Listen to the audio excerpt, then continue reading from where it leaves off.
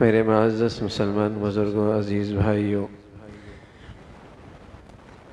مادی لحاظ سے ایک نقطہ نظر ہے کہ محنت کرتا ہے اور اللہ کے خزانوں سے استفادہ کرتا ہے اور اپنے وسائل اور اسباب کو اختیار کرتا ہے اور اللہ کی نعمتوں سے فائدہ اٹھاتا ہے، تو مادی نقطہ نظر یہ کہتا ہے کہ یہ ساری میری اچھی محنت اور منصوبہ بندی کا نتیجہ ہے۔ ایمان والا بھی اللہ کے اس خزانے سے فائدہ اور استفادہ کرتا ہے، وہ بھی محنت اور منصوبہ بندی اور اپنے وسائل کو اختیار کرتا ہے، لیکن اس کا ایمان اسے سبق دیتا ہے ماشاء اللہ وہ ہوا جو اللہ نے چاہا۔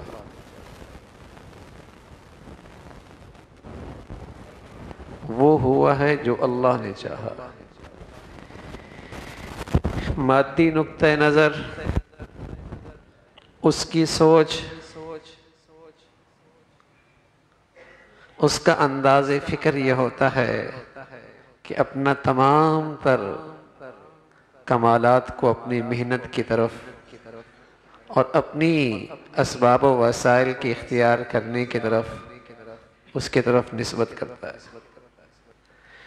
اور ایمان کا نقطہ نظر یہ ہے اسباب یہ بھی اختیار کرتا ہے، وسائل کو یہ بھی کام میں لاتا ہے، اپنی سی منصوبہ بندی یہ بھی کرتا ہے، لیکن اس کا ایمان اسے سبق دیتا ہے کہ ہوگا وہ جو اللہ چاہے۔ ماشاء اللہ لا قوت الا باللہ۔ تو بظاہر یہ قرآن کی ایک آیت ہے، لیکن وہاں دو ساتھ رہنے والے، زندگی گزارنے والے لوگوں کا تذکرہ ہے۔ ایک کے پاس بہت فراوانی ہے، باغات ہیں، انگور کے ہیں، اس کے چاروں طرف کھجور کے درخت ہیں، درمیان میں زمین کے چھوٹے چھوٹے ٹکڑے زراعت کے لیے ہیں۔ یہ مادیت کی ایک بہترین زندگی اسے میسر ہے، لیکن عام طور پہ یہ مادی زندگی اپنا اثر بھی رکھتی ہے، اور جب اس نے یہ سارا اپنی خوشحالی دیکھی تو اپنے ہمسر، اپنے ساتھی پر فخر کرنے لگا، انا اکثر منک مالا واعز نفرا، بلکہ یہ نادان جسارت کرنے لگا کہ دیکھو میرے پاس مال بھی تم سے زیادہ ہے، تعلقات بھی میرے بڑے ہیں، مال بھی میرے پاس بہت ہے، تعلقات بھی خوب ہیں میرے۔ اور جب وہ اپنی اس مادیت کے مرکز میں داخل ہوتا ہے تو یوں کہتا ہے کہ میری یہ قسمت اور میرے یہ نصیب یہ میرے ساتھ ہمیشہ رہیں گے،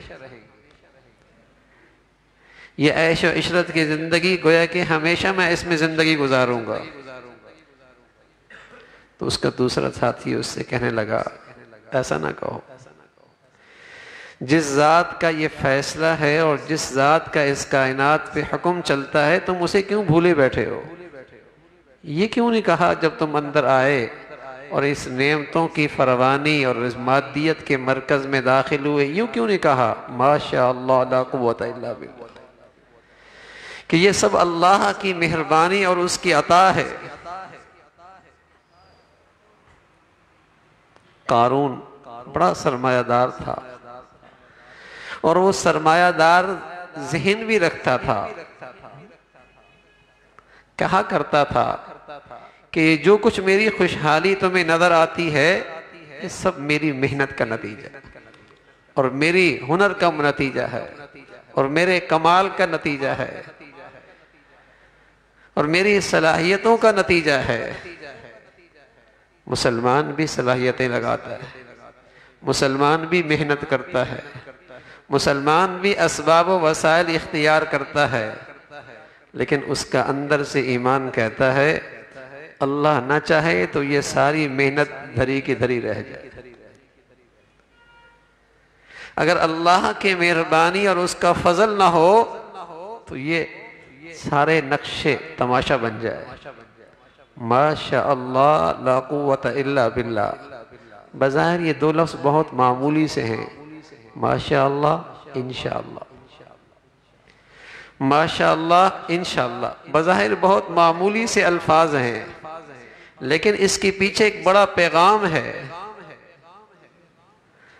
اور یہ در حقیقت ایک بڑی سوچ اور فکر کی نشاندہی کرتے ہیں کہ یہ شخص اپنے مادی اسباب و وسائل پہ تکیہ نہیں کیا ہوا، اس کا بھروسہ اور اس کا اعتماد اللہ کی ذات میں ہے. یہی فرق ہے ایک مسلمان اور کافر کے درمیان. اسباب و وسائل وہ بھی اختیار کرتا ہے، مسلمان بھی اختیار کرتا ہے، لیکن مسلمان اعتماد اور بھروسہ اور امید اللہ کی رحمت اور اس کی مہربانی پہ رکھتا ہے، جس کا نتیجہ یہ ہوتا ہے میرے عزیزوں، جس کا واضح فرق یہ ہوتا ہے کہ کافر اسباب و وسائل اختیار کرنے میں اپنی نفس کی مانتا ہے، اور مسلمان اسباب و وسائل اختیار کرنے میں اپنے مولا کی مرضی کو دیکھتا ہے.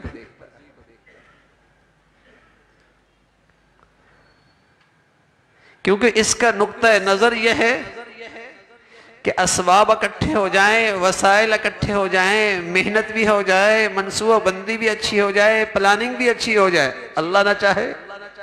انما امرہ اذا اراد شیئا ان یقول لہ کن فیکون. اصل تو اس کا چاہ لینا ہے نا، اصل تو اس کی مرضی ہے. اگر یہ اندر آ جائے تو اسباب و وسائل اختیار کرنے میں، منصوبہ بندی کرنے میں، محنت لگانے میں اس کی پہلی ترجیح ہو جائے گی اللہ راضی رہے. اس لیے کہ پھل اس نے دینا ہے، ثمرہ اس نے دینا ہے، نتیجہ اس نے دینا ہے، اور اس ساری منصوبہ بندی کی کامیابی اس کی مرضی پہ موقوف ہے. ماشاءاللہ لا قوت الا باللہ. انشاءاللہ بظاہر سارے نقشے ٹھیک ہیں، محنت بھرپور کی ہے، لیکن پھر بھی آواز دیتا ہے انشاءاللہ. بھائی ہوگا تب جب اللہ چاہے گے. آج اس مادی دنیا میں بظاہر یہ الفاظ ان کی کوئی قیمت نہیں ہے کہ میاں ماشاءاللہ کا زندگی سے کیا تعلق ہے، اور انشاءاللہ کا معاملات سے اور ان اسباب و وسائل سے اس کا کیا جوڑ ہے. اسباب اچھے ہونے چاہیے، وسائل اچھی ہونی چاہیے، منصوبہ بندی اچھی ہونی چاہیے، دماغ اچھے اکٹھے ہو جانے چاہیے، سوچ اور فکر اچھی ہو جانی چاہیے، ظاہری نقشے بہت شاندار ہو جانے چاہیے، کام بن جائے گا. مسلمان کہتا ہے یہ سب کچھ بھی ہو، ماشاءاللہ نہ چاہے، اللہ نہ چاہے تو کچھ نہیں ہو سکتا. ان دونوں سوچوں میں، ان دونوں سوچوں کا اثر زندگیوں پہ پڑتا ہے. ان دونوں فکروں کا تعلق انسانی زندگیوں سے ہے. اگر زندگی اور نقطہ نظر یہ ہے کہ اسباب سے، وسائل سے سب کچھ ہے، تو پھر وہ مادی اسباب اختیار کرنے میں ہر وہ راستہ اختیار کرتا ہے جس میں اللہ کی رضا ہو یا نہ ہو، حلال ہو یا حرام ہو، جائز ہو یا ناجائز ہو، صحیح ہو یا غلط ہو. اس لیے کہ اس کا ایمان یہ ہے کہ اسباب وسائل ہونے چاہیے، زندگی اس سے اچھی ہوگی، کام اس سے بنیں گے. اور جب نقطہ نظر یہ ہے کہ اسباب و وسائل اس کی اصل ڈور اللہ کے پاس، اسباب و وسائل کا نتیجہ اللہ کے حکم سے ہے، انشاءاللہ وہ چاہے گا تو ہوگا. ماشاءاللہ. اور جو کچھ ہوا ہے اس کی مرضی سے ہوا. اس سوچ اور فکر کا زندگی پہ اثر پڑتا ہے کہ آدمی اسباب و وسائل اختیار کرنے میں آدمی منصوبہ بندی اختیار کرنے میں، آدمی پلاننگ کرنے سے پہلے یہ دیکھتا ہے کوئی ایسا طریقہ نہ ہو جس سے وہ ذات ناراض ہو جائے، جس سے وہ ذات روٹھ جائے جس نے اس چیز کا نتیجہ دینا ہے۔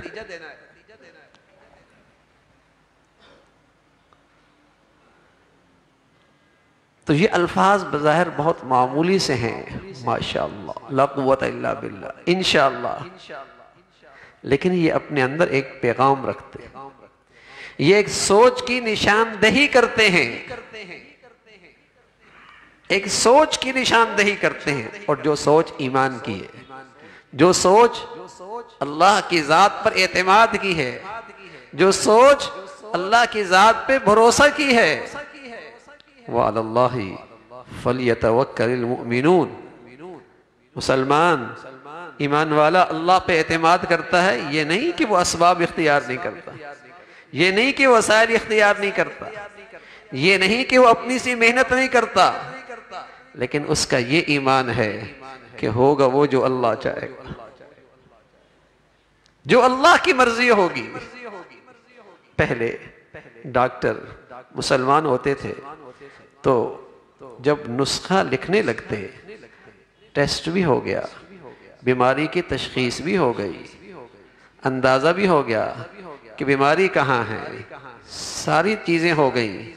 لیکن نسخہ لکھتے وقت لکھتا ہے هو الشافی۔ ٹھیک ہے، جدید مشینری سے بیماری کی تشخیص بھی ہو گئی، بیماری تک پہنچ بھی گئے، دوائی بھی اس کے موافق ذہن میں آ گئی، لیکن سب سے پہلے وہ کیا کہتا ہے؟ وہ الشافی، وہ چاہے گا تو شفا ملے گی، وہ چاہے گا تو شفا ملے گی، وہ نہ چاہے گا تو نہیں ملنی۔ اس لیے رسول کریم صلی اللہ علیہ وسلم اپنے پیاروں کی ایسی تربیت فرمایا کرتے تھے، صحابہ فرمایا کرتے تھے رسول اللہ صلی اللہ علیہ وسلم ہمیں استخارے کا اہتمام ایسے کرواتے تھے جیسے نماز کا اہتمام ہوتا ہے،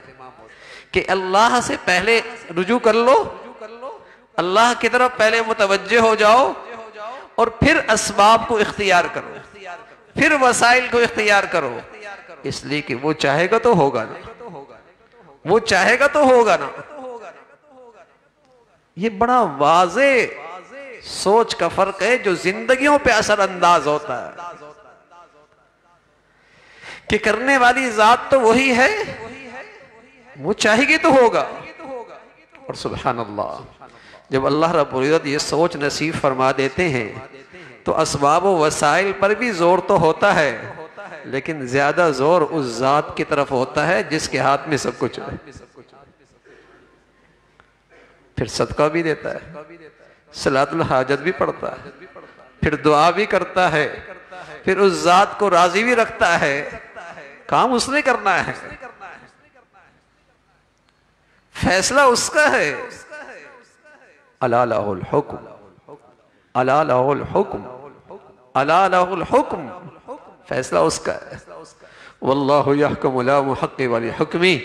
اور وہ فیصلہ کر دے، ساری دنیا اکٹھی ہو جائے، اس فیصلے کو رد کوئی نہیں کر سکتا، عزت کا یا ذلت کا، صحت کا یا بیماری کا، مشکلات سے نکلنے کا یا کسی آزمائش میں ڈالنے کا، وہ طے کر لے۔ وَإِن يَمْسَسْكَ اللَّهُ بِضُرٍّ فَلَا كَاشِفَ لَهُ، اس کی طرف سے طے ہو گیا پکڑنے کا، کوئی نہیں چھڑا سکتا۔ اور مَا يَفْتَحِ اللَّهُ لِلنَّاسِ مِن رَحْمَةٍ فَلَا مُمْسِكَ لَهَا، اور جس کے لیے وہ دروازے کھول دے رحمتوں کے، نوازشوں کے، ارے میاں دنیا میں ساری طاقتیں بھی اکٹھی ہو جائیں، کوئی بندش نہیں کر سکتا، کوئی نہیں بندش کر سکتا۔ یہ اختیار اس ذات نے اپنے پاس رکھا ہے۔ تو ماشاء اللہ، انشاءاللہ، یہ وہ ایمانی بول ہیں، ان الفاظ کی طرح، ان الفاظ کے ذریعے یہ پیغام دیتا ہے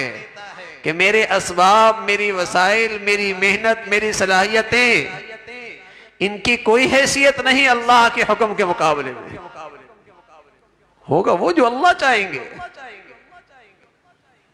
اور ان اسباب و وسائل کا اختیار تو میں اللہ کا حکم سمجھ کے اختیار کر رہا ہوں، مرضی اس کی چلے گی۔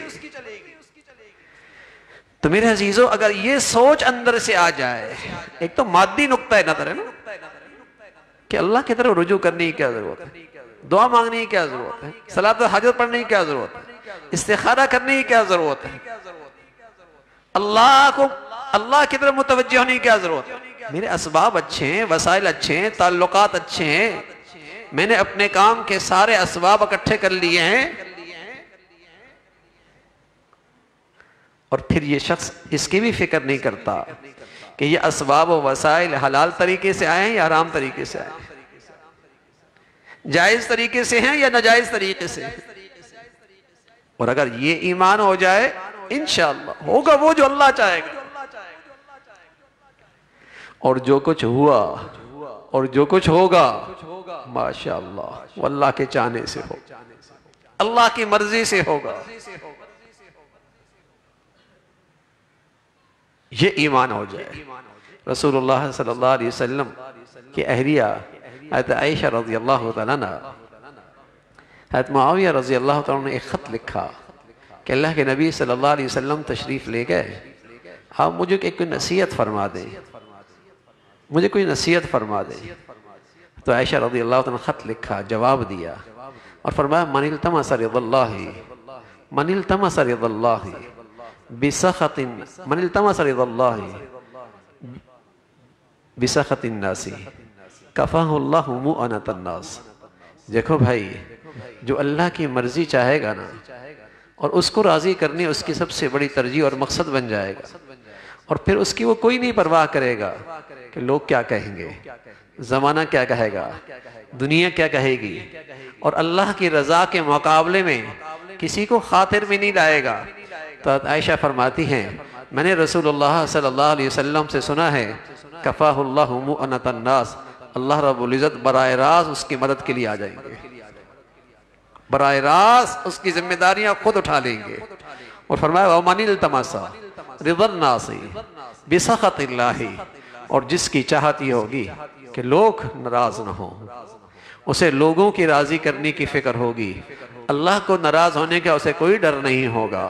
اور اللہ کو راضی کرنے کی اسے کوئی احساس اور فکر نہیں ہوگی۔ وَمَنِ الْتَمَسَ رِضَا النَّاسِ بِسَخَطِ اللَّهِ، معاشرہ، سوسائٹی، دنیا یہ خوش رہے، اللہ ناراض ہو جائے تو کیا حرج ہے۔ رسول اللہ صلی اللہ علیہ وسلم نے فرمایا وَوَكَّلَهُ إِلَى النَّاسِ، اللہ رب العزت پھر اسے لوگوں کے حوالے کر دیتا ہے، اور اللہ کی سنت یہی ہے جو مخلوق کے حوالے ہو جاتا ہے وہ پھر زندگی خواری کے ساتھ گزارتا ہے، زندگی خواری کے ساتھ گزارتا ہے۔ اور یہ حالات قدم قدم پہ پیش آتے ہیں، ایک طرف اللہ کی رضا ہے اور ایک طرف لوگوں کی اور دنیا والوں کی خوشی ہے، یہ قدم قدم پہ یہ آزمائش امتحان آتا ہے۔ لیکن جس شخص کو اللہ رب العزت یہ بصیرت دے دے اور یہ یقین دے دے اور یہ ایمان دے دے اور اپنے مولا پہ اعتماد اور بھروسہ کر دے کہ عزت تو اس کے ہاتھ میں ہے، حالات کا سنوارنا تو اس کے اختیار میں ہے، وہ چاہے گا تو ماشاءاللہ ہوگا، وہ چاہے گا تو انشاءاللہ ہے، ہاں اس کی مرضی سے چیز کا وجود ہے۔ تو میرے عزیزو، پھر اس کی زندگی کی سب سے بڑی ترجیح بن جائے گی وہ راضی رہے، کوئی ناراض ہوتا ہے یا راضی ہوتا ہے، بس اس کی ناراضگی یہ مجھ سے برداشت نہیں ہے۔ تو میرے عزیزو، انشاءاللہ اور ماشاءاللہ یہ وہ ایمانی بول ہیں جس سے مسلمان اس بات کی گواہی دے رہا ہوتا ہے کہ میرے تمام اسباب و وسائل اور تمام کمالات اور محنتیں اور تمام منصوبہ بندی اپنی جگہ، لیکن ہوگا وہ جو اللہ چاہے گا، اور ہوگا بھی وہ جو اللہ نے چاہا ہے۔ اللہ رب العزت ہمیشہ ہمیں اپنی ذات پہ اعتماد اور اپنی ذات پہ بھروسہ اور یقین نصیب فرما دے۔ وآخر دعوانا الحمدللہ رب العالمین۔